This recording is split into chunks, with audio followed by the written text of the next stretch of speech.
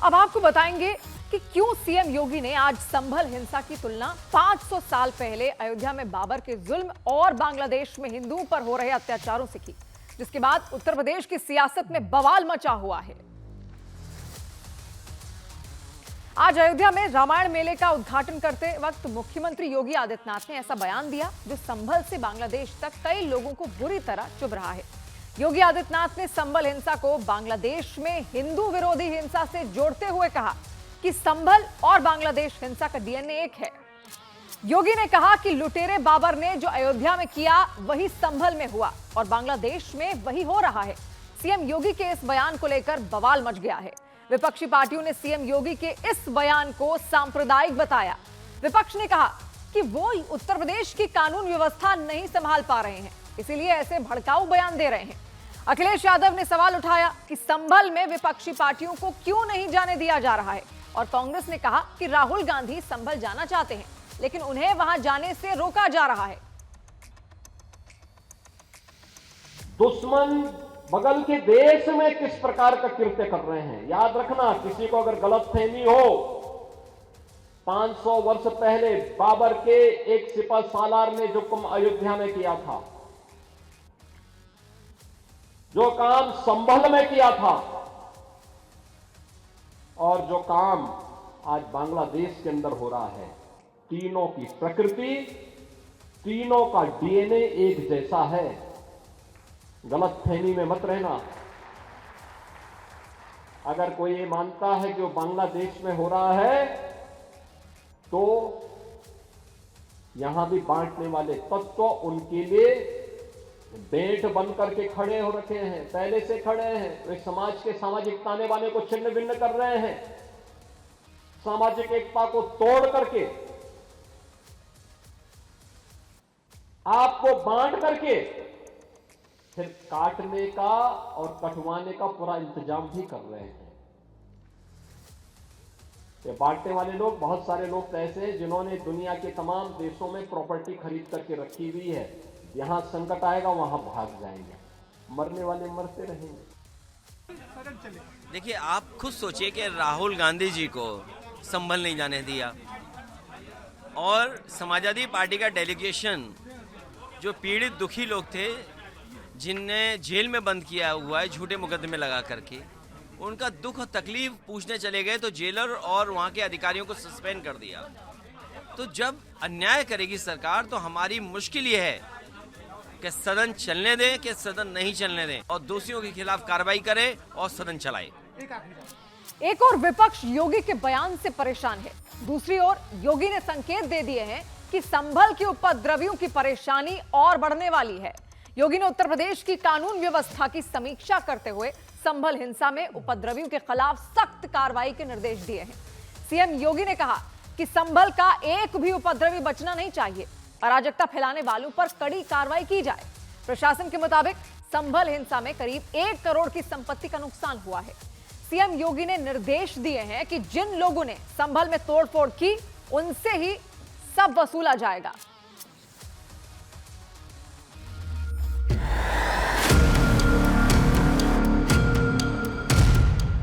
संभल की लड़ाई बाबर बांग्लादेश तक आई। अगर कोई ये मानता है कि वो बांग्लादेश में हो रहा है, तो यहां भी बांटने वाले तत्व उनके लिए बेट बन करके खड़े हो रखे हैं। योगी जी की जो भाषा, ऐसा लगता है कि वो बाबर को फॉलो कर रहे हैं। संभल के दंगाइयों पर योगी का जोरदार प्रहार। ये बांटने वाले लोग, बहुत सारे लोग ऐसे हैं जिन्होंने दुनिया के तमाम देशों में प्रॉपर्टी खरीद करके रखी हुई है। यहां संकट आएगा वहां भाग जाएंगे, मरने वाले मरते रहेंगे। जो संभल में हुआ है और जिसको वो 500 साल पहले से जोड़ रहे हैं, तो उस वक्त राजशाही शासन हुआ करते थे, अब हमारे यहाँ लोकतंत्र चल रहा है। 500 साल पहले जो बाबर ने किया, बाबर के एक सिपह सालार ने जो काम अयोध्या में किया था, मुद्दों की बात से भटकाने के लिए मैं समझती हूँ कहीं ना कहीं इस तरह के भाषण और इस तरह की टिप्पणियां की जा रही है भारतीय जनता पार्टी के नेताओं द्वारा, जो बड़ा ही दुर्भाग्यपूर्ण है। वही बांग्लादेश और संभल में हुआ। जो काम संभल में किया था और जो काम आज बांग्लादेश के अंदर हो रहा है। तीनों की प्रकृति, तीनों का डीएनए एक जैसा है। कानून व्यवस्था से जनता का ध्यान कैसे हटाया जाए, इसलिए मुख्यमंत्री जी वो संभल के हिंदुस्तानियों की तुलना बांग्लादेश से कर रहे हैं, उनके डीएनए से कर रहे हैं।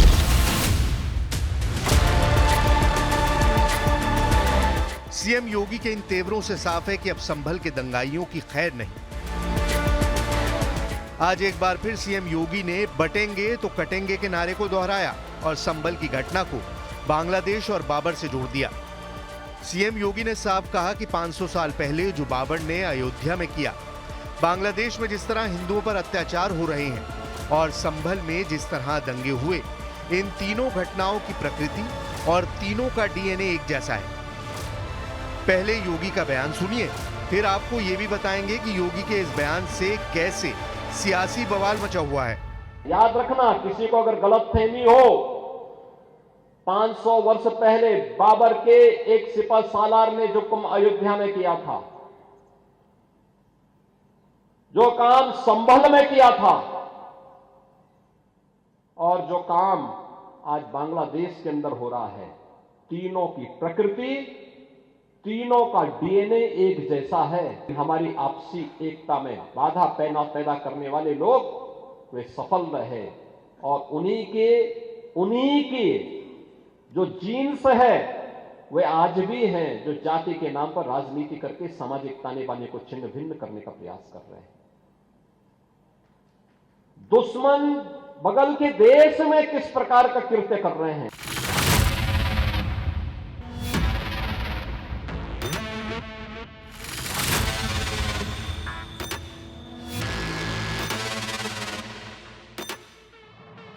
सीएम योगी के बयान से यूपी की सियासत में भूचाल आ गया है। विपक्षी पार्टियों का कहना है कि संभल भारत का हिस्सा है, जबकि बांग्लादेश एक अलग देश है, इसलिए संभल की तुलना बांग्लादेश से करना गलत है। योगी सरकार यूपी में कानून व्यवस्था संभालने में नाकाम है, इसलिए असल मुद्दों से लोगों का ध्यान भटकाकर सांप्रदायिक मुद्दे उठाए जा रहे हैं। वहीं बीजेपी का कहना है कि जब संभल हिंसा की जांच के दौरान पाकिस्तान के कारतूस मिलते हैं तो फिर ये तुलना क्यों नहीं की जा सकती।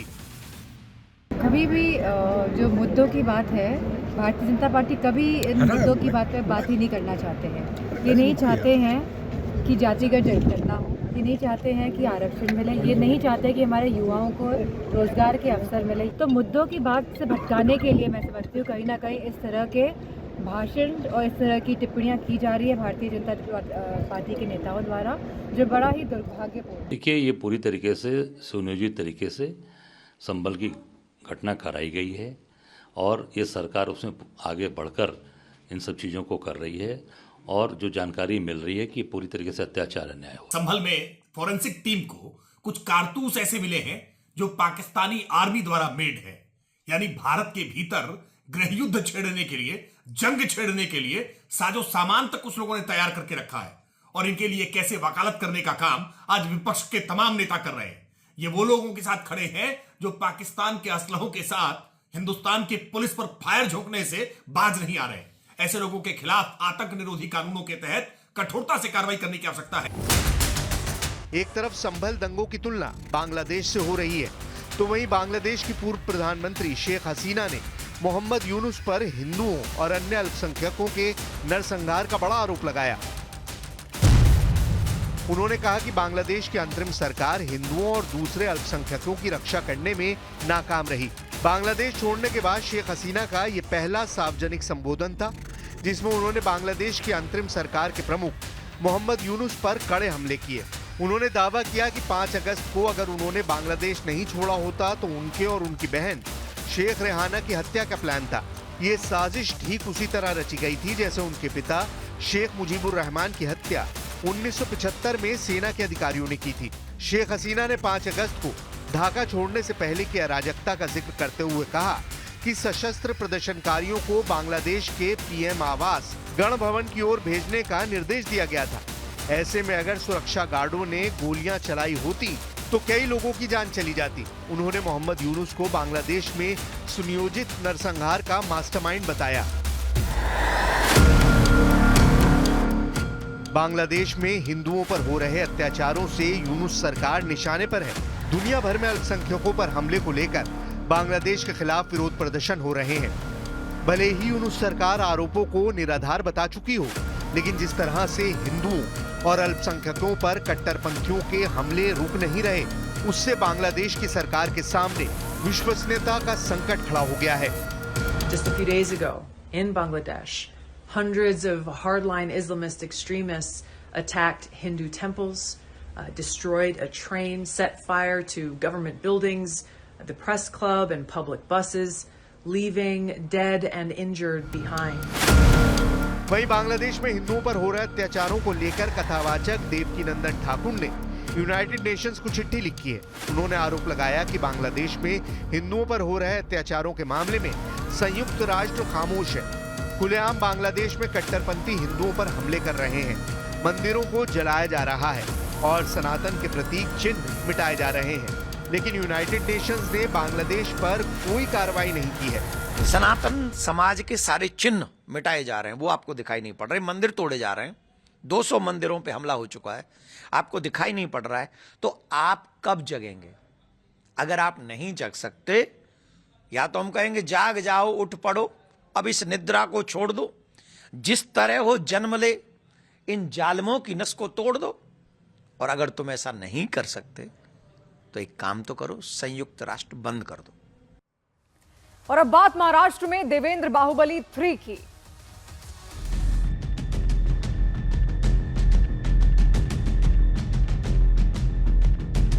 मी देवेंद्र सरिता गंगाधरराव फडणवीस ईश्वर साक्ष शपथ घेतो की कायद्याद्वारे स्थापित झाले आहे अशा भारताच्या संविधानाबद्दल मी खरी श्रद्धा व निष्ठा बाळगेन।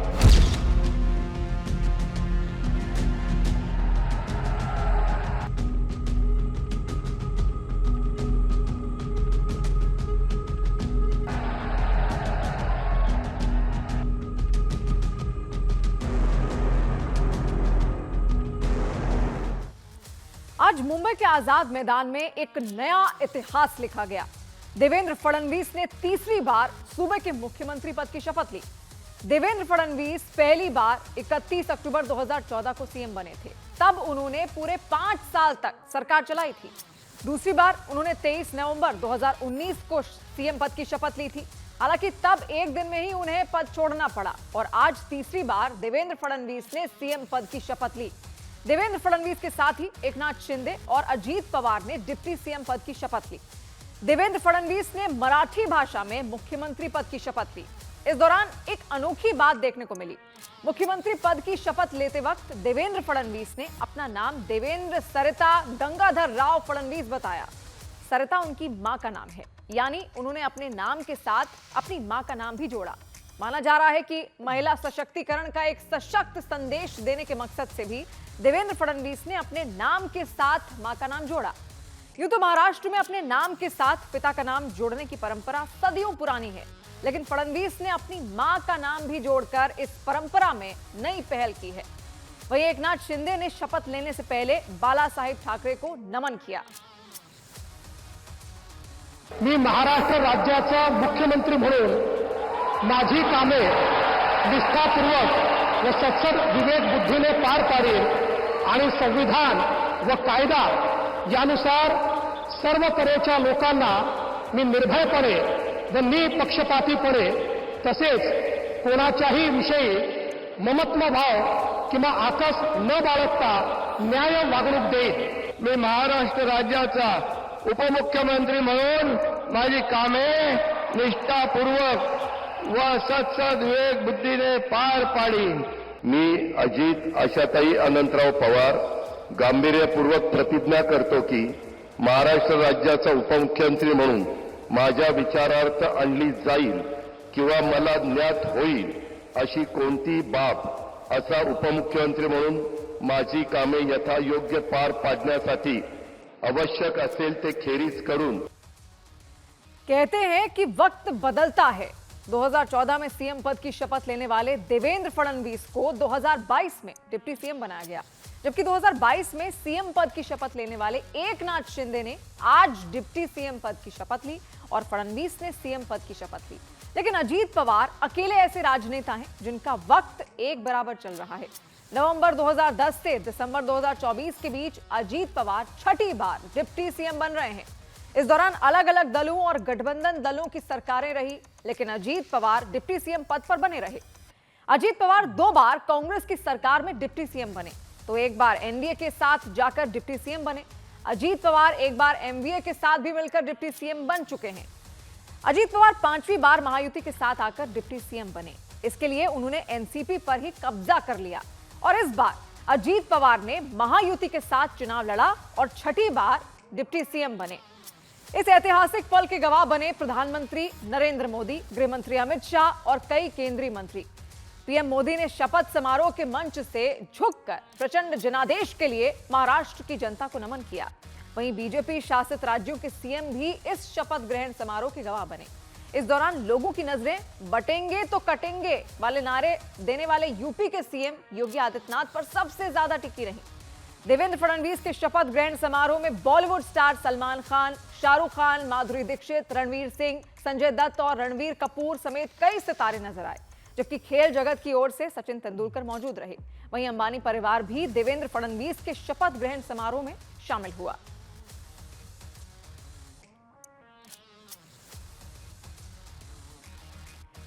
और इसी के साथ आप एक और बड़ी खबर आपको बताते हैं। योगी के डीएनए वाले बयान के बाद आज दूसरा सबसे बड़ा राजनीतिक विवाद राहुल गांधी पर बीजेपी की एक बेहद गंभीर आरोप को लेकर है। आज बीजेपी ने लीडर ऑफ ऑपोजिशन और देश की ग्रैंड ओल्ड पार्टी कांग्रेस के सबसे बड़े नेता राहुल गांधी को देशद्रोही कहा और उन पर देश से गद्दारी करने का गंभीर आरोप लगाया और कहा कि राहुल गांधी के संबंध ऐसी विदेशी ताकतों से हैं जो भारत को अस्थिर करने की कोशिश कर रही हैं। बीजेपी ने जिन विदेशी शक्तियों का जिक्र करते हुए राहुल गांधी पर बेहद विवादित टिप्पणी की, उन्हें राजनीतिक भाषा में डीप स्टेट कहा जाता है। डीप स्टेट यानी वो ताकतें जो दूसरे देशों की पॉलिसी साजिश के जरिए बदलना चाहती हैं। कहा जाता है कि बांग्लादेश में तख्ता पलट से लेकर अमेरिकी चुनाव के दौरान डोनाल्ड ट्रंप पर हमला और 2 दिन पहले दक्षिण कोरिया में मार्शल लॉ लगाना भी डीप स्टेट की साजिश थी। ये डीप स्टेट यानी विदेशी ताकतें भारत की राजनीति को भी रिमोट कंट्रोल से चलाना चाहती हैं। इसी डीप स्टेट का जिक्र करते हुए बीजेपी ने राहुल गांधी के खिलाफ देशद्रोही वाली विवादित टिप्पणी की। अब आपको बताते हैं कि बीजेपी को राहुल गांधी के खिलाफ ऐसी अपमानजनक टिप्पणी का मौका क्यों मिला। ऐसा इसलिए क्योंकि 2 दिसंबर को एक फ्रांसीसी अखबार में एक सनसनीखेज रिपोर्ट छपी। इस रिपोर्ट में दावा किया गया कि OCCRP यानी organised crime and corruption reporting project नाम के एक न्यूज पोर्टल को अमेरिका के एक बड़े निवेशक जॉर्ज सोरोस से मोटी फंडिंग मिल रही है। जॉर्ज सोरोस वही कारोबारी है जिसे कट्टर भारत विरोधी माना जाता है और वो प्रधानमंत्री नरेंद्र मोदी से बेहद चिढ़ता है। बीजेपी का दावा है कि जॉर्ज सोरोस से फंडिंग लेने वाली एजेंसी OCCRP भारत विरोधी मुद्दे उठाती है और कांग्रेस भारत में उन मुद्दों को आगे बढ़ाती है। बीजेपी ने राहुल गांधी और कांग्रेस के खिलाफ इस आरोप को साबित करने के लिए कई उदाहरण दिए हैं। बीजेपी ने कहा है कि ऐसा कई बार हुआ है जब दुनिया के 50 देशों में काम करने वाले न्यूज पोर्टल OCCRP ने भारत और मोदी सरकार की छवि खराब करने वाली रिपोर्ट छापी और कांग्रेस ने देश विरोधी विदेशी एजेंसियों की रिपोर्ट को आगे बढ़ाया और देश की छवि खराब करने में विदेशी एजेंसियों का साथ दिया। बीजेपी ने 1 जुलाई 2021 का उदाहरण देते हुए कहा कि इस दिन OCCRP ने खबर छापी थी ब्राजील ने भारत की बनाई कोवैक्सीन का ऑर्डर कैंसिल कर दिया है।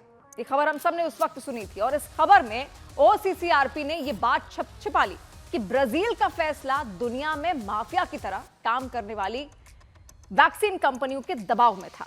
लेकिन कांग्रेस ने अगले ही दिन यानी 2 जुलाई को कोवैक्सीन और मोदी सरकार पर सवाल खड़े कर दिए। इसके अलावा बीजेपी का यह भी दावा है कि संसद में कांग्रेस का बार-बार हंगामा भी विदेशी ताकतों के इशारे पर है।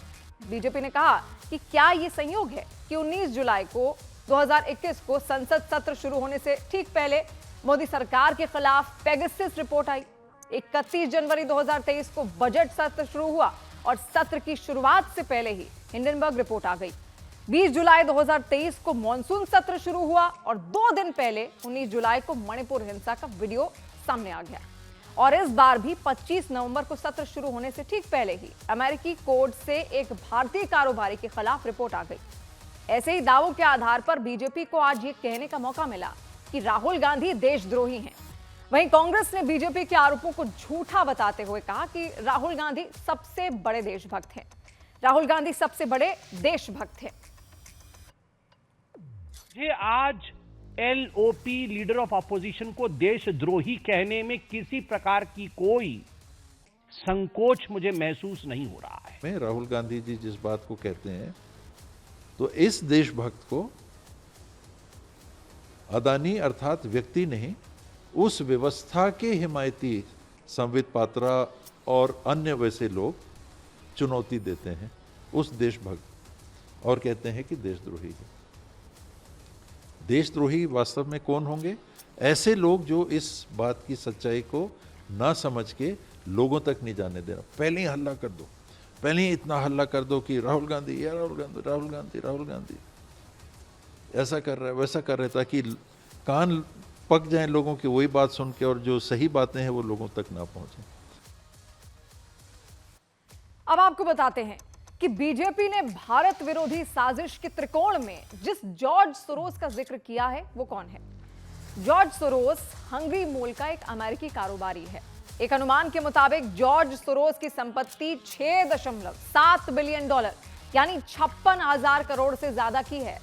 जॉर्ज सोरोस जो बाइडेन का जबरदस्त समर्थक और डोनाल्ड ट्रंप के साथ साथ प्रधानमंत्री नरेंद्र मोदी का कट्टर विरोधी है। डोनाल्ड ट्रंप की पार्टी कह चुकी है कि जॉर्ज सोरोस ने ट्रंप को हराने के लिए मोटी फंडिंग की। दूसरी ओर जॉर्ज सोरोस प्रधानमंत्री नरेंद्र मोदी से कितना चिढ़ता है, इसका अंदाजा आप इसी बात से लगा सकते हैं कि अनुच्छेद 370 हटाए जाने को लेकर जॉर्ज सोरोस ने कहा था कि भारत हिंदू राष्ट्र बनने की ओर बढ़ रहा है। प्रधानमंत्री नरेंद्र मोदी के खिलाफ जॉर्ज सोरोस ने कहा था कि भारत लोकतांत्रिक है लेकिन मोदी संविधान नहीं मानते। 2019 में मोदी की दूसरी जीत के बाद जॉर्ज सोरोस ने कहा था कि भारत तानाशाही की ओर बढ़ रहा है। इसके अलावा जॉर्ज सोरोस ने एंटी इंडिया प्रोपेगेंडा फैलाते हुए कहा था कि नागरिकता कानून मुस्लिमों को निकालने के लिए है, जबकि यह कानून नागरिकता देने के लिए है, छीनने के लिए नहीं। कुछ वक्त पहले भी बीजेपी ने आरोप लगाया था कि अमेरिकी दौरे के वक्त राहुल गांधी और उनके राजनीतिक गुरु सैम पित्रोदा अमेरिका में जॉर्ज सोरोस के साथ काम करने वाली एक महिला के साथ मीटिंग में देखे गए थे। इसीलिए आज बीजेपी ने संसद के दोनों सदनों में राहुल गांधी के खिलाफ मुद्दा उठाया। विदेश की बहुत सी ऐसी गतिविधियां हैं जो भारत की व्यवस्था के आर्थिक पक्ष, भारत की व्यवस्था के नैतिक पक्ष, सामाजिक पक्ष पर आक्रमण कर रही हैं। इस संदर्भ में एक रिसेंट जानकारी आई है जिसे हम कह सकते हैं organised crime and corruption reporting project. इस रिपोर्ट के अनुसार यह कहा गया है कि इस प्रोजेक्ट को फॉरेन गवर्नमेंट्स की फंडिंग है और उसका फोकस इंडिया के ऊपर भी है, और इस फॉरेन गवर्नमेंट की फंडिंग के साथ साथ जॉर्ज सोरोस के साथ भी इनका कनेक्शन है।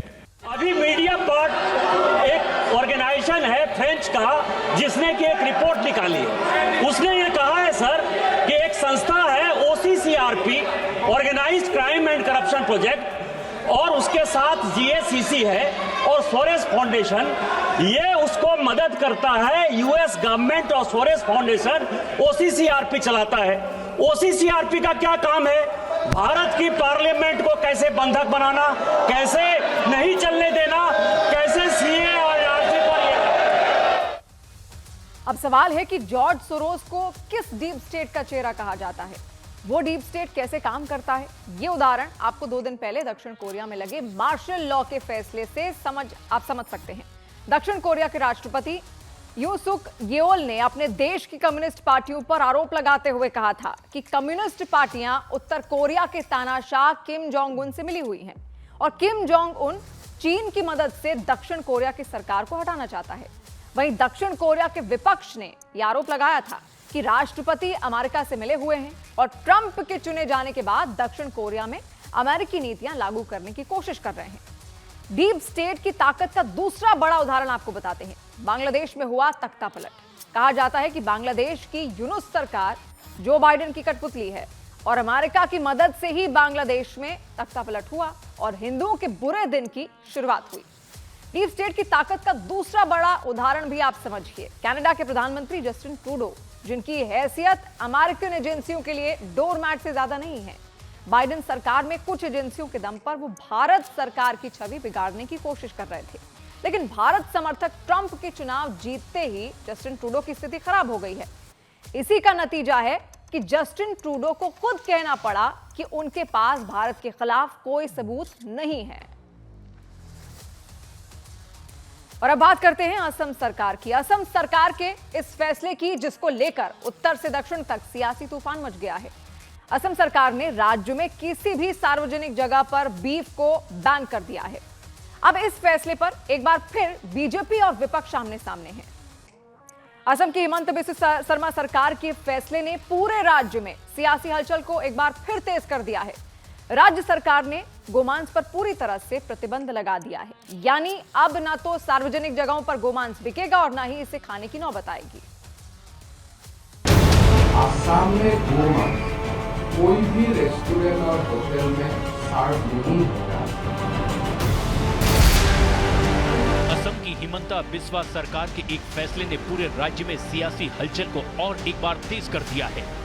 राज्य सरकार ने गोमांस पर पूरी तरह से प्रतिबंध लगा दिया है, यानी अब ना तो सार्वजनिक जगहों पर गोमांस बिकेगा और ना ही इसके खाने के बाद बवाल वाली नौबत आएगी। असम सरकार के इस फैसले के मुताबिक असम के बाजारों, असम के होटल, रेस्टोरेंट और सार्वजनिक समारोह में कहीं भी बीफ बेचने पर पाबंदी लगा दी गई है और ये फैसला पूरे असम में लागू कर दिया गया है। अब इसी फैसले को लेकर सियासी तकरार तेज हो गई है। आसाम में गोमांस कोई भी रेस्टोरेंट और होटल में सर्व नहीं होगा और साथ में कोई पब्लिक फंक्शन में भी या पब्लिक प्लेस में भी ये सर्व नहीं किया जाएगा। सो ये हमने कंप्लीटली होटल, रेस्टोरेंट और पब्लिक प्लेस में बीफ को, हमें कंजम्पशन ऑफ बीफ, मांस को खाना हमने आज से बंद करने का निर्णय लिया। तो अपनी इस पूरी विफलता और शर्मनाक हार को छुपाने के लिए आज ये साजिश करी जा रही है। लेकिन मेरा पूरा विश्वास है कि जिस प्रकार से झारखंड की जनता ने घुसपैठी और नफरत की राजनीति को पराजित किया, वैसे ही आने वाले चुनाव में असम के लोगों में एक ये उत्साह है कि वो हिमंत बिस्वा शर्मा के भ्रष्ट सरकार के कारनामों को दंड देगी। दरअसल असम में बीफ बैन पर यह फैसला कोई नया नहीं है, बल्कि इसका एक्सटेंशन किया गया है। इससे पहले राज्य सरकार ने 2021 में असम मवेशी संरक्षण अधिनियम पास किया था। इसके तहत किसी मंदिर के 5 किलोमीटर के दायरे में गोमांस खाना और बेचना प्रतिबंधित किया गया था। लेकिन अब इस फैसले को एक्सटेंशन दिया गया है, यानी फैसले को और विस्तार दे दिया गया है। और फैसले के इसी विस्तार का असर है कि इसका विरोध भी राज्य की सीमाओं के पास तक विस्तार पा चुका है और इसके खिलाफ आवाज भी उठने लगी है। सिर्फ कांग्रेस ही नहीं, उसके सहयोगी दल भी फैसले पर आपत्ति जता रहे हैं। वहीं बीजेपी फैसले को ऐतिहासिक बताते हुए विरोध पर ही सवाल उठा रही है। पहले हमारा ये निर्णय था कि मंदिर का 5 किलोमीटर तक, लेकिन ये अभी हम पूरा स्टेट में एक्सपांड कर दिया हूं कि कोई भी कम्युनिटी प्लेस में, पब्लिक प्लेस में, होटल में, रेस्टोरेंट में आप इसको खा नहीं पाएगा। बंद नहीं कर सकते। वहां बीजेपी गोवा में बीफ बंद करेंगे तो एक दिन में गिर जाएगी उनकी सरकार। नॉर्थ ईस्ट में हर स्टेट में बीजेपी की सरकार है या मिलीजुली उनकी सहयोगी पार्टी की सरकार है। अरुणाचल बोलिए, मिजोरम बोलिए, नागालैंड बोलिए, मणिपुर है, मेघालय है, हर स्टेट में बीफ वहां के लोग खाते हैं, खिलाते हैं और वहाँ कोई पाबंदी नहीं, कुछ नहीं है, सब बीजेपी की सरकार है, वहाँ नहीं कर सकते। पब्लिक प्लेस पर बैन किया गया है और ये अच्छी बात है और मैं असम के जो मुख्यमंत्री है उसको धन्यवाद देना चाहता हूँ कल कैबिनेट में सिद्धांत लिया गया है। इस तरीके से अगर सरकारें निजी जीवन में हस्तक्षेप करेंगी, हमारे देश में बहुत अलग अलग धर्म को मानने वाले, कल्चर को मानने वाले लोग रहते हैं और यही हमारी देश की खूबसूरती है। अगर हम सब पे रोक लगाएगी सरकार, इस तरीके से हस्तक्षेप करेगी, तो हम तानाशाही की तरफ जा रहे हैं, हम लोकतंत्र नहीं कह सकते फिर अब आपको यहाँ ये भी समझ लेना चाहिए कि आखिर असम में ये मुद्दा चर्चा में आया क्यों। असल में असम की सामगुरी विधानसभा में 13 नवंबर को उपचुनाव था। 23 नवंबर को नतीजे आए। कांग्रेस कैंडिडेट तंजील हुसैन चुनाव हार गए। तंजील के पिता और धुबरी लोकसभा सीट से कांग्रेस के सांसद रकीबुल हुसैन ने बीजेपी पर बीफ बांटने का आरोप लगाया। कांग्रेस के आरोपों का जवाब देते हुए असम के मुख्यमंत्री हिमंता बिस्वा शर्मा ने ऐलान किया था कि मैं राज्य में गोमांस पर प्रतिबंध लगाने के लिए तैयार हूं, बशर्ते कांग्रेस मुझे लिखित में दे। कांग्रेस ने लिखित में तो नहीं दिया, लेकिन सरकार ने इस मामले में बड़ा फैसला ले लिया और बीफ बैन को पूरे प्रदेश में सार्वजनिक जगहों पर लागू कर दिया। और इतना ही नहीं, असम सरकार के मंत्री पीयूष हजारिका के एक बयान ने तो इस विरोध को और भड़का दिया, जिसमें मंत्री महोदय ने कहा कांग्रेस या तो इस फैसले का स्वागत करे या फिर पाकिस्तान चली जाए। इस बयान के बाद विपक्ष के नेताओं के साथ ही धार्मिक संस्थाओं से जुड़े लोग भी सरकार के इस फैसले के विरोध में खड़े हो गए। इनको बहुसंख्यक समाज की आस्था से और उनकी जो फीलिंग्स है, उनकी धार्मिक जो उनकी रीति रिवाज है, उससे कोई लेना देना नहीं। केवल वोट बैंक की राजनीति करते करते आज बहुसंख्यक समाज, हिंदू समाज पर, उनकी आस्था पर करो चोट ताकि मिले वोट बैंक का वोट। कांग्रेस को चुनौती है कि अब वो अपना स्टैंड क्लियर करे। हाँ, सरकार की जिस पर अनुकंपा और दया है, वो स्लॉटर हाउसेस बड़े बड़े जो है दक्षिण भारत में, उत्तर भारत में, वो गोवंश का वध भी करते हैं, निर्यात करते हैं। उनसे इस समय की सरकार चुनावी चंदा भी बड़े पैमाने पर लेती है। ये सब पूरे देश को मालूम है। मगर मुख्यमंत्री आसाम के मुस्लिम दुश्मनी पर उतरे हुए हैं और अब जो उनके मंत्री का बयान है कि कांग्रेस स्वागत करे नहीं तो पाकिस्तान चले जाए, ये सरासर गैर संवैधानिक बातें कर रहे हैं। इसका कोई वजूद और कोई मतलब नहीं होता है। इन लोगों का सिर्फ मकसद है फिरका परस्ती को बढ़ावा देना, हिंदू मुस्लिम तनाव को बढ़ावा देना और माहौल को खराब करना। तो कुल मिलाकर असम सरकार ने फैसला ले लिया है और ये आदेश तत्काल प्रभाव से असम की सीमाओं में भी लागू हो गया है। लेकिन इस आदेश पर सियासत राज्य की सीमाओं के पार तक पहुंच चुकी है और इसके अभी और जारी रहने की भी संभावना है। और अब बात बाबा बागेश्वर के नाम से मशहूर हो चुके धीरेन्द्र शास्त्री की, जो अपने एक बयान को लेकर फिर से सुर्खियों में है।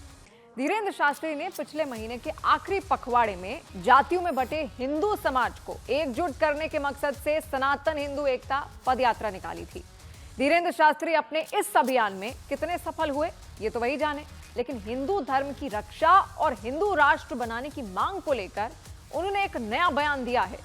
उन्होंने हिंदू समुदाय से अपील की है कि वो भले ही एक बच्चा पैदा करें, लेकिन उसे कट्टर हिंदू जरूर बनाएं।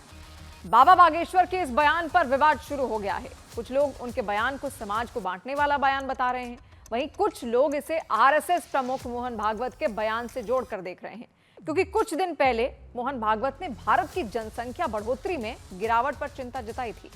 उन्होंने कहा था कि अगर जनसंख्या बढ़ोतरी दर 2.1 से कम हो जाए तो समाज का पतन होना तय है। मोहन भागवत ने हर समुदाय को कम से कम 2 बच्चे पैदा करने की अपील की थी, ताकि उनकी नस्ल के अस्तित्व पर संकट न मंडराए। धीरेन्द्र शास्त्री और मोहन भागवत दोनों के बयान आप सुनिए। क्वांटिटी से ज्यादा क्वालिटी होनी चाहिए। बच्चा एक हो लेकिन कट्टर हिंदू हो।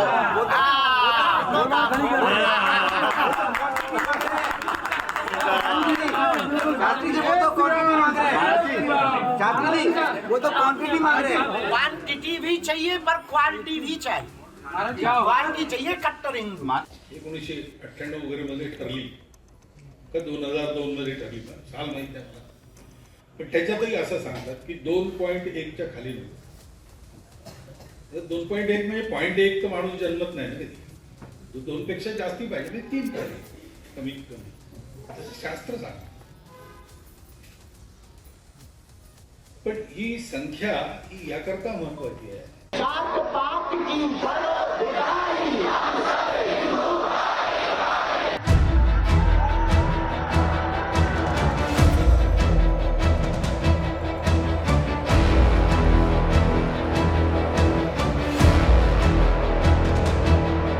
क्वांटिटी से ज्यादा क्वालिटी होनी चाहिए. क्वांटिटी तो हो, क्वालिटी भी हो कि वो कट्टर हिंदू.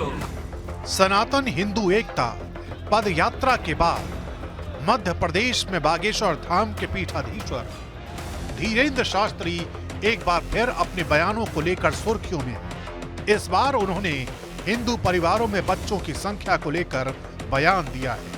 उनका कहना है कि बच्चा भले ही एक हो, लेकिन वो कट्टर हिंदू होना चाहिए। क्वांटिटी से ज्यादा क्वालिटी होनी चाहिए. बच्चा एक हो लेकिन कट्टर हिंदू हो.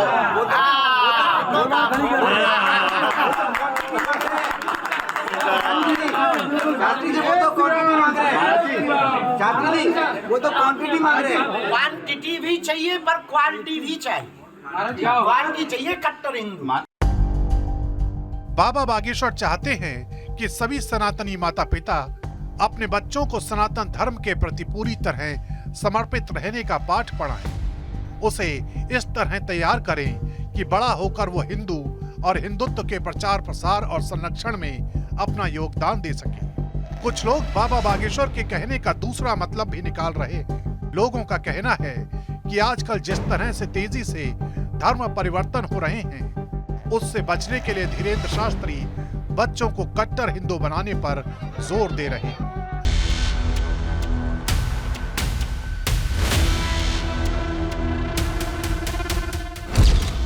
बेटे ने पिता की हत्या की,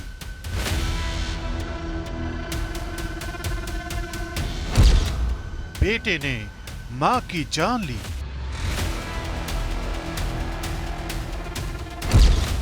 भाई ने की बहन की हत्या,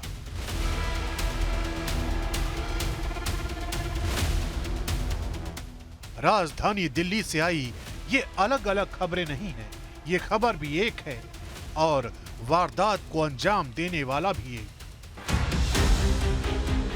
ये दिल्ली के नेव सराय के देवली इलाके में हुए हत्याकांड का वो सच है जिसमें रिश्तों का कत्ल हुआ है, भरोसे की हत्या हुई है और संवेदनाओं का भी गला रेत दिया गया। जिस अर्जुन नाम के लड़के ने अपने माँ पिता और बहन की हत्या की सूचना पुलिस और पड़ोसियों को दी थी, वही आखिरकार तीनों लोगों का हत्यारा निकला। और इसको जब एग्जामिन किया गया अर्जुन को, तो इसके स्टेटमेंट्स में काफी कंट्रडिक्शन मिले, विरोधाभास मिले और काफी चीजों को ये एक्सप्लेन नहीं कर पा रहा था। जैसे कि इसके हाथ में भी कुछ इंजरी मार्क्स थे, फ्रेश इंजरी थी, जिसको ये बता नहीं पा रहा था कि कैसे हुआ। तो इसके मद्देनजर जब इससे और बातचीत हुई तो इसने कन्फेस किया कि ये तीनों हत्याएं इसी ने की है।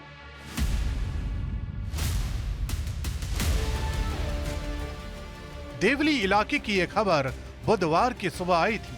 अर्जुन की तरफ से पुलिस और पड़ोसियों को जानकारी दी गई थी कि उसके पिता, मां और बहन की हत्या कर दी गई है। अर्जुन ने बताया था कि यह सब कुछ तब हुआ जब वो मॉर्निंग वॉक पर गया था, लेकिन पुलिस ने जब अपनी तफ्तीश को आगे बढ़ाया कि वारदात को अंजाम देने वाला कोई और नहीं बल्कि अर्जुन ही है।